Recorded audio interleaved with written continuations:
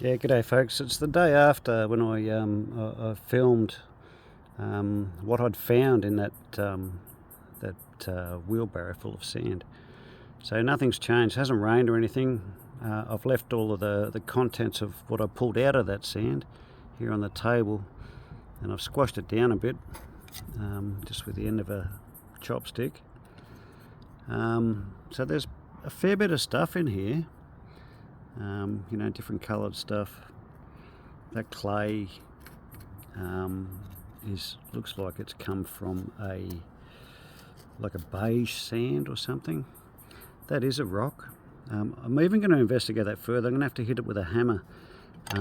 I've got things that can magnify. That's 3 times. This one here is 10 times. So I'm going to have a good look at that.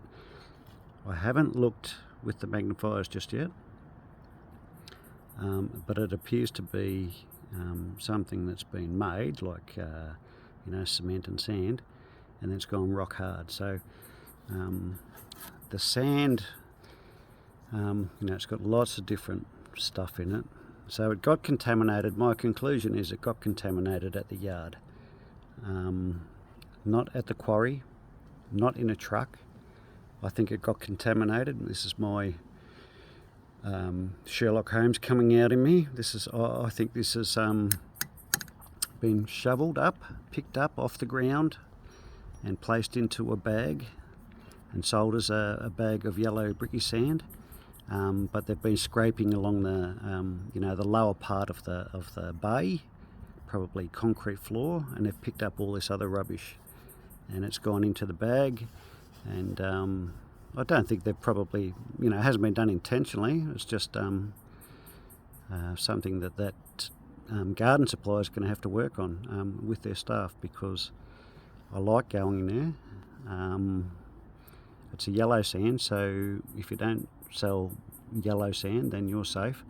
And these videos and finding out things like this is not, I'm not exaggerating, and I'm not targeting anybody. I'm just looking at all this stuff and going, what's going on? As I explained yesterday in the previous video, I came across this whilst I was doing a video about mixing mud. So it's not something I've gone out and intentionally looked for, but it's something I've come across, and now something I'm looking into, and now something I will follow up. So once again, I'm not trying to point fingers at people or pick blame. It's just something I found, and it's worth talking about. Building supply companies have to have good processes in place if they're going to bag sand up. It has to be clean. It's the same when they pick up a metre or two in their loader and put it on your truck or trailer. It has to be done in a professional manner. Otherwise your brick sand is contaminated with all this garbage. And once it's contaminated, there's every reason to say that sand's not up to Australian standards. And then, when you're having issues out there in the industry with mortar, and bricklayers arguing with brick cleaners, and bricklayers arguing with builders, and builders not being happy with products, this is one of the areas that could potentially be causing some of those issues. I don't think it's a big industry-wide issue, and once again, I buy my stuff in bags because I'm doing patch-ups and matching mortar with various different cements and different sands. But anyhow, this is really quite interesting to me. That one there, I'm not sure if it even is. I've got no idea what that is.